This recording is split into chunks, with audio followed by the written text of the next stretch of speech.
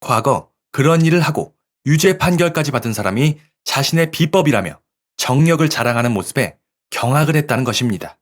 피해자인 자신과 딸은 아직도 정신과 치료를 받고 있는데 말이죠.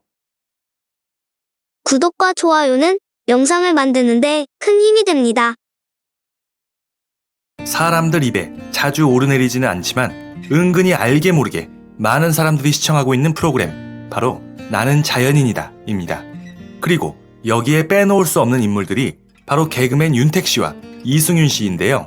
이 두 사람이 전국 방방곡곡을 다니며 세상살이에 연연하지 않는 말 그대로의 자연인들을 만나며 따뜻한 소통을 하는 모습은 시청자들에게 색다른 재미와 감동을 전해주었습니다. 그리고 윤택과 이승윤, 이 두 사람 역시도 자신이 가장 아끼는 특별한 프로그램으로 나는 자연인이다를 꼽는데 주저함이 없었습니다. 그러기에 지금까지 10년 이상 꾸준히 방송을 이어올 수 있지 않았나 싶은데요. 하지만 그토록 방송을 오래 하다 보면 크고 작은 문제들이 생기기 마련인지 그렇게 시청자들의 사랑을 받았던 프로그램인 나는 자연인이다에 어쩌다가 갑자기 사람들이 분노하여 심지어 프로그램의 폐지까지도 주장하는 것일까요? 그리고 이에 더해 윤택 씨의 숨겨왔던 과거사까지 공개되었다는데 이건 또 어떻게 된 일일까요? 코미디언 윤택 씨, 트레이드마크인 빠글빠글한 파마 머리에 어수룩한 듯 능청스러운 코믹 연기로 많은 사랑을 받고 있는 개그맨인데요. 그런 방송에서의 모습 때문인지 왠지 순해 보이는 이미지이지만 사실 예전 학창시절에 그는 방황을 많이 하였다고 합니다. 학창시절 검도와 농구를 하며 공부보다 운동에 집중했던 윤택. 자신이 속한 농구팀이 금메달을 따며 농구 명문 고등학교까지 입학하게 되었지만 이윽고 자신보다 농구를 잘하는 친구들을 보며 한계를 느끼고 결국 농구를 그만두기로 결정합니다. 하지만 그동안 운동만 하느라 공부와는 담을 쌓고 지냈기에 농구를 그만둔 그는 쉽사리 학교 생활에 적응할 수 없었는데요. 결국 수업을 따라가지 못하고 겉돌다가 학교를 자퇴하게 된 윤택 씨. 하지만 사춘기 시절 자퇴를 하고 학교에 가지 않게 되니 그의 방황은 더 심해지고 심지어 가출까지 하게 되며 부모님의 마음을 아프게 하였습니다. 그렇게 질풍노도의 사춘기를 보냈던 윤택 씨. 시간이 흘러 돌이켜보면 이 당시 부모님의 마음을 아프게 한 것이 너무도 후회가 된다고 눈물을 보이는 윤택 씨였습니다. 그러던 그가 어느 정도 나이가 들자 자신의 친형과 함께 사업을 하게 되었는데요. 바로 당시 유행하던 IT 관련 회사를 차린 것입니다. 회사는 빠르게 성장해서 직원을 35명까지 두게 되고 강남까지 진출해서 대기업의 투자를 받을 만큼 성장하게 됩니다. 인생 뭐 있나? 이런 게 바로 인생이지 라며 자신만만했던 당시의 윤택 씨. 하지만 불행은 소리 없이 찾아온다고. 초반엔 그렇게 잘 나갔던 회사이지만 어느 순간 IT 업계에 거품이 빠지면서 회사는 휘청이게 되고 결국 파산하게 됩니다. 그리고 당시에 7억 원 정도, 현재 가치로 대략 70억 원에 해당할 정도로 거액의 빚까지 지게 되고 말이죠. 회사가 부도가 나서 일가족이 살던 아버지 명의의 집에는 빨간 딱지까지 붙게 되었고 결국 빚에 집이 넘어가 일가족은 쫓겨나듯이 집을 나올 수밖에 없었습니다. 이제 좀 인생이 잘 풀리려나 했더니 또다시 좌절을 맛보게 된 윤택 씨. 이제 그는 신용 불량자가 되었고 어머니는 그런 아들을 보며 매일같이 눈물을 흘렸습니다. 학창시절도 원만히 보내지 못했고 과감하게 벌인 사업도 처참하게 실패하고 이제는 더 이상 물러설 수 없다는 생각에 그는 어릴 적 꿈을 떠올리며 남을 웃기는 개그맨이 되기로 결심을 합니다. 당시 윤택 씨는 신용 불량자 신세였기에 본명인 임윤택에서 윤택으로 이름을 바꾸고 또한 신인 개그맨이 되기에 나이도 많았기에 나이도 많이 낮추어 활동하게 됩니다. 그렇게 비록 늦은 나이에 여러모로 안 좋은 환경이었지만 대학로 극단에 들어가서 외부의 연락을 끊고 오직 개그맨이 되기 위해 노력했던 윤택은 2년 동안의 피나는 노력 끝에 결국 SBS 공채 개그맨에 합격하게 됩니다. 그리고 역시 사람은 자신이 좋아하는 일을 해야 되는 건지 개그맨으로 데뷔하게 된 윤택 씨.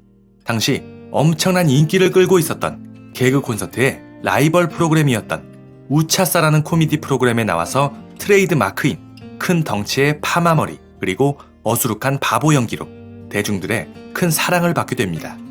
그렇게 인기 개그맨이 된 윤택 씨.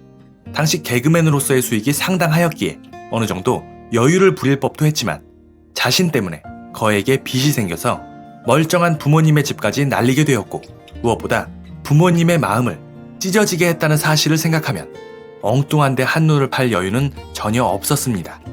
당시 보증금 100만 원에 월세 30짜리에 당장 허물기 직전에 재개발 지역의 집에서 동료 개그맨 3명과 함께 살며 오로지 빚을 갚는 것만 생각했던 윤택 씨. 그렇게 정신없이 10년 가까이 돈을 모으자 마침내 빚을 청산할 수 있었습니다. 그리고 드디어 신용불량자에서도 벗어날 수 있었습니다. 신용불량 상태에서 마침내 신용이 회복되었다는 문자를 받았을 때는 나도 드디어 사회의 일원으로 살 수 있겠구나 라며 행복을 만끽하는 한편, 드디어 부모님의 부담을 조금이라도 덜어드렸다는 사실에 인해 눈물을 흘렸다고 합니다. 그렇게 우차싸라는 코미디 프로그램에서 전성기를 맞이하던 윤택 씨. 하지만 코미디 프로의 인기가 점점 시들해지면서 윤택 씨의 활동도 점점 줄어들게 되더니 한동안 방송에서 모습을 볼 수 없게 됩니다. 그렇게 또 한 번 인생의 고비를 맞게 되나 싶을 때 윤택 씨가 새롭게 도전한 방송이 바로 나는 자연인이다 입니다. 기존 코미디 프로그램과는 완전히 다른 윤택 씨의 새로운 도전으로 처음엔 긴가민가 했지만 점차 시간이 지나자 알게 모르게 입소문이 나게 되어 윤택과 이승윤, 이 두 사람은 벌써 10년째 프로그램을 이끌어가고 있습니다.